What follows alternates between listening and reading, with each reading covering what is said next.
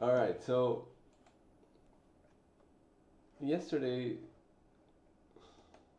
had a nice drop, left. So initially we tried to get inside the previous session and then we rejected. Then we had a pretty nice drop, got to that 20-day point of control, then traded most of the session below it, broke the weekly low, and then it kept trying to move lower, but it couldn't. Like there was really no follow through. We got to that delta imbalance that I mentioned at 25, and I think that has to do with where we stopped, right? Like with these are signatures of some big positioning. So um, I don't know if you remember a few weeks ago, before we got to the 25, this was resistance, then it became support at one point. Now it's becoming support again. So we couldn't get below that at the end of the day. I guess a lot of traders had gotten short and then they got squeezed. We closed back above the 20-day point of control, and now we had this low volume node that we traded through again. We have a little bit of a bigger low volume area right at the weekly pivot, and we left single prints overnight, and now we did a value area sweep from the session from Tuesday, right? Got to the settlement from Tuesday, got to the point of control, and we're about to get to the value area high from Tuesday. We're just missing a couple of ticks, but we're almost there. So now we know that we initially we rejected value below, and now we're back at where we were. We had 3 days of accepting value up here, so we're back to where we are accepting value. So now what should happen is that we should test the highs of this 3-day balance, and maybe repair these bullish imbalances, and get above these highs and make new highs. That's what should happen, but we gotta see what happens at the open. We usually have been the last few months, I would say, we've been seeing sellers at the open. So, but we did have a few days where it was just rip at the open and just go, right? So if that's the case, then I think you should just join as long as we stay above the open, join the flow and just go long. If for some reason we come back into this area and start trading inside the single prints, then I'm going to be looking for a gap, RTH gap fill, and then fill of towards the settlement from yesterday.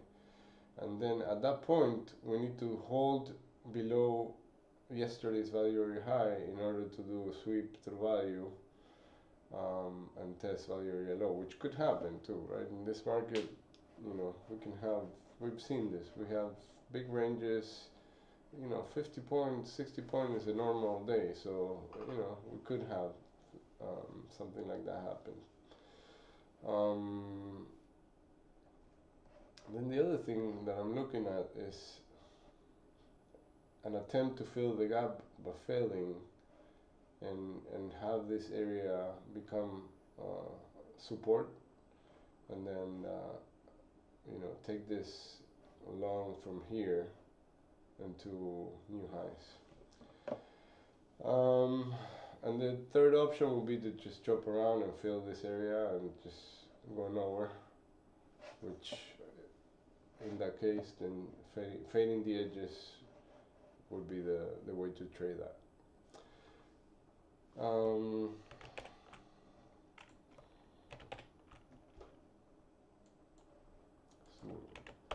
See where NQ is. NQ is still lagging,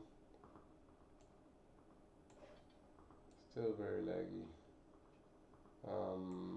Also traded back into that 3-day balance. Let's see if we can get it to the upper side of that. If not, 20-day point of control is still down here. at 25,695. No, I think it moved a little higher. No, it's still there. But still, still a little messy here in this area. Just a lot of volume in this area.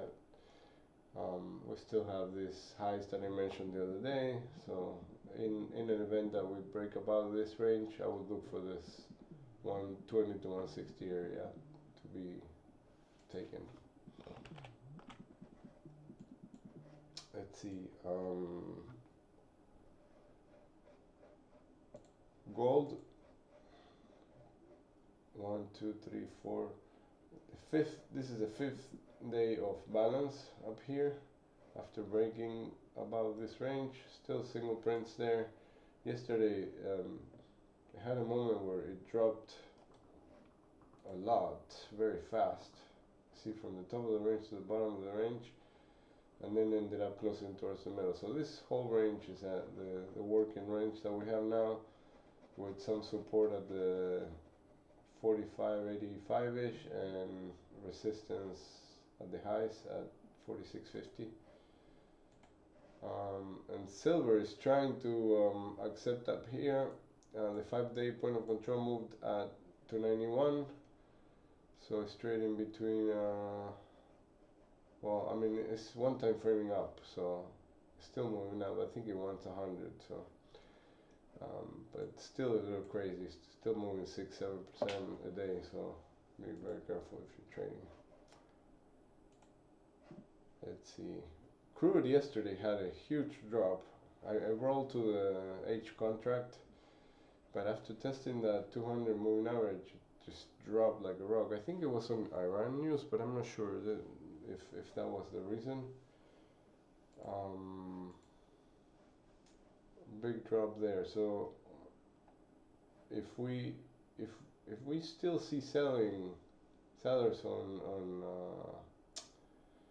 crude, watch here the 58 level, which is the 20-day point of control.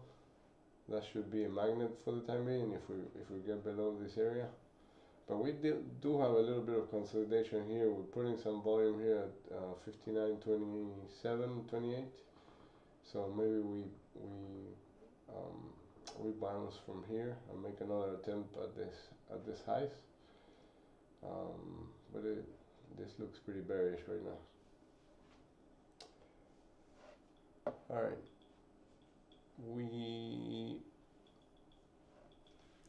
don't have anything on the Supreme Court opinion on tariffs now until the 20th. They keep pushing it forward, so nothing on that. And then already had the report, so there's some Fed speaking, and then we have some bill auctions at 11:30. Then we have some Trump meetings, some more Fed speaking.